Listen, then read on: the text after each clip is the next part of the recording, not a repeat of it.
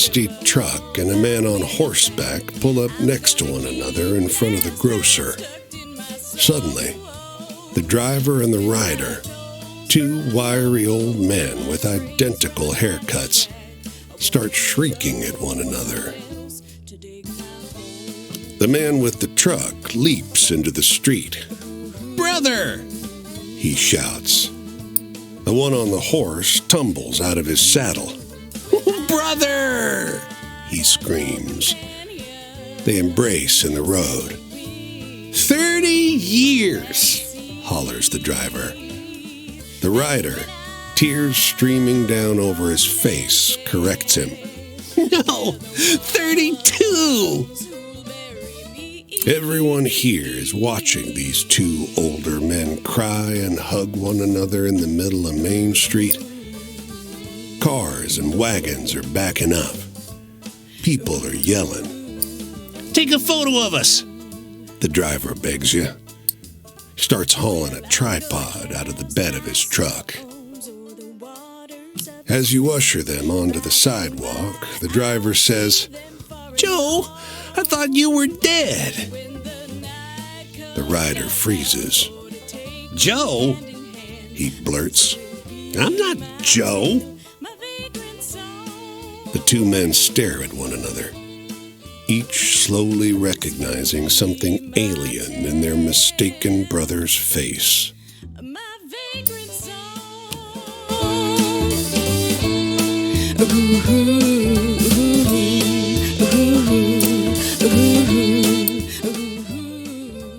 This city is like no other you've been to.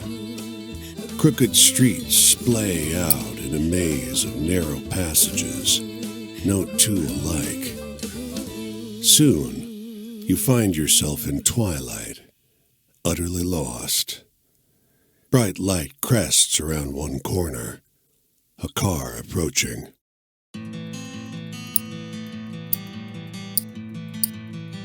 Compelled by the cold and foreboding night, you don't question it as you drag your bones into the cab.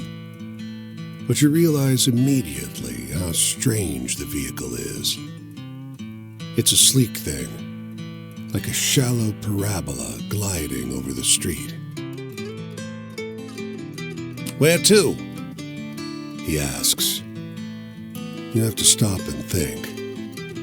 Eventually, you name Boston Common, the only landmark you know in this town. He peels off silently. You feel the car move before you hear the engine. He takes you through ever odder streets, flanked by painfully clean, gleaming buildings and signage for businesses you don't recognize. Even the air seems different. It doesn't smell so sharply of gasoline and coal. Eventually, you come to a stop. The fare's in glowing numbers above his dashboard. It's much too high, surely a mistake. "No charge," he insists. "You look like you need a break." And then you find yourself on the curb, at Boston Common, under thick moonlight, in a city much as you'd left it before.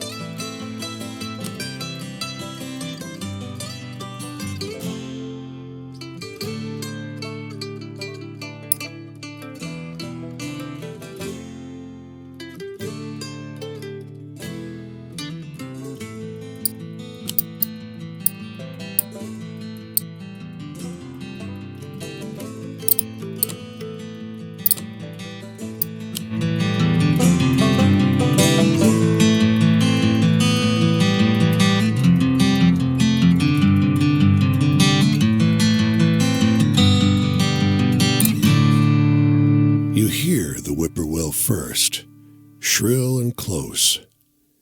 Then you see him, high up above the black streaks of wires, a lineman, fraying belt holding him to the pole. The damned bird has come to perch on a power line, stare hungrily at the man's soul. He's unsteady. His hands are shaky, and his body sways in the wind. You spot his tool bag next to the pole, worn and frayed, much like the man. A half-gone bottle of cheap rye pokes out of it. What's he gonna do? Come down from the pole? You snatch it from his bag in one quick motion and walk away. "Hey!" he starts, but whatever he's about to say slips into a slurred whine as his belt snaps.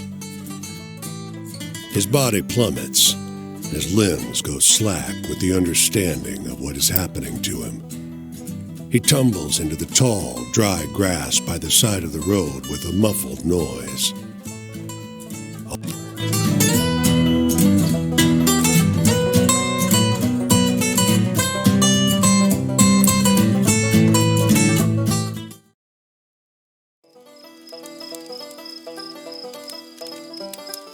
Hey there, stranger.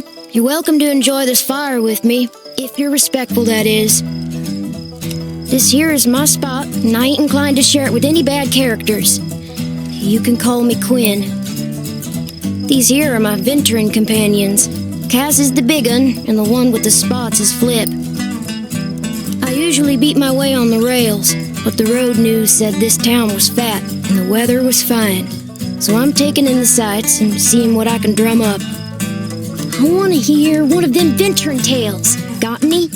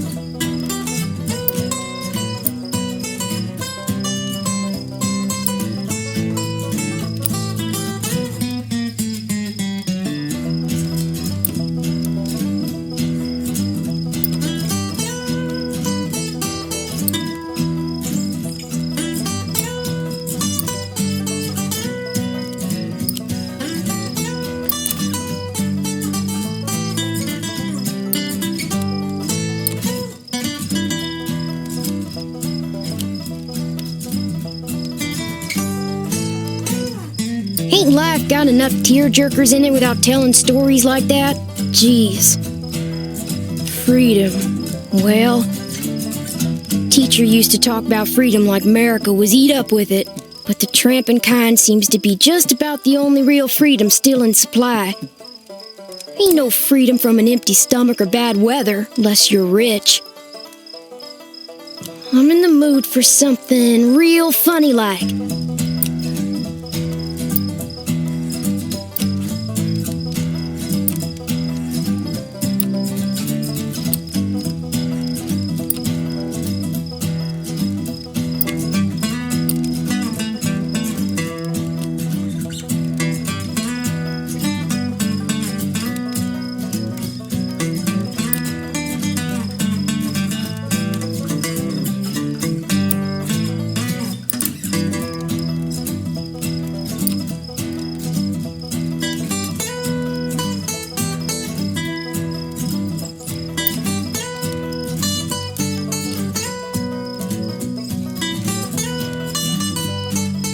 Remember that one.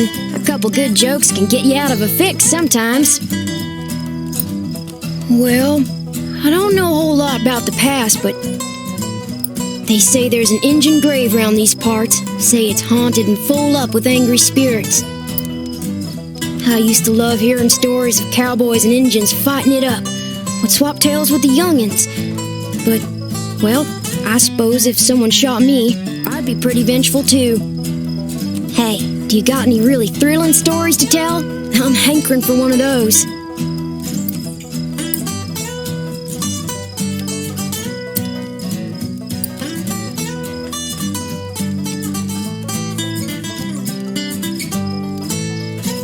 Whoa, quite a story, stranger. Authority, bosses and such. I ain't nobody's little Angelina, if that's what you're asking. I take care of myself and my dogs. I don't need no jocker looking out for me, so if you're offering, don't. Shoot, I thought I told you to be. You want to keep enjoying my spot or not? Think about that. Hey, tell me one of those exciting stories.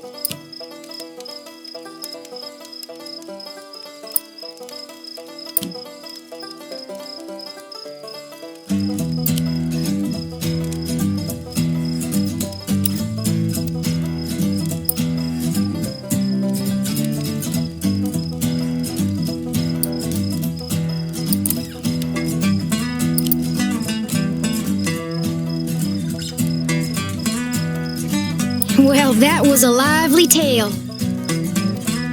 What's my future look like?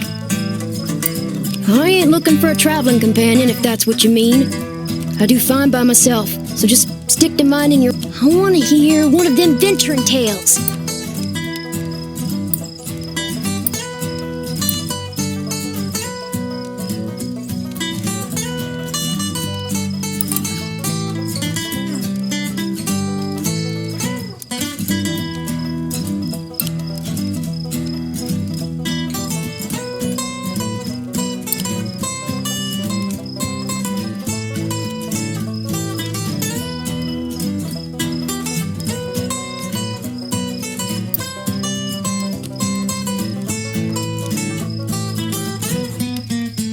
Well, that sure was a downer. Give me a good venture tale instead any day. Sad. Oh, so you think just 'cause I'm young, I gotta be sad, crying after my mama every night. I don't need you looking after me, so if you're offering, don't. And I thought I told you to be respectful. What you really ought to be asking yourself is if you want to keep enjoying my spot or not. Oh, heck, the night's over already. I sure enjoyed talking to you, but I gotta get on. I think I'll see what's happening up the road this way.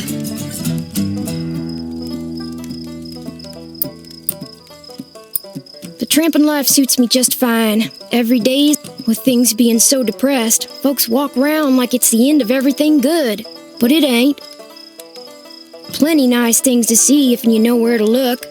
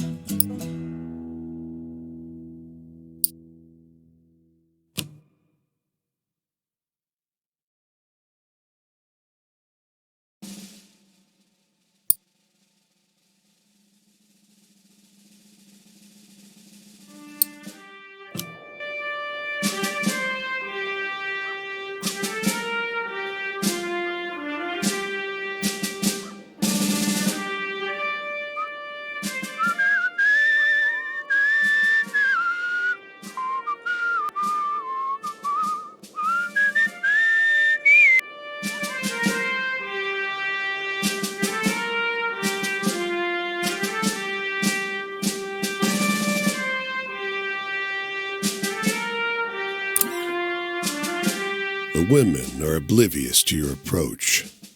Their eyes are shut. Their touch, where they hold hands, is gentle. They speak in low tones. One stifles a burst of laughter, but it brings a smile to their faces. "Sorry," says the one who laughed. "Don't be. another assures her. They don't look up. And we give thanks for those who have left us, who we wanted gone, for the skills to thrive without them, and for the companions who make the effort joyful. The voice of the youngest wavers. The woman to her left squeezes her hand. This is not a scene to intrude upon.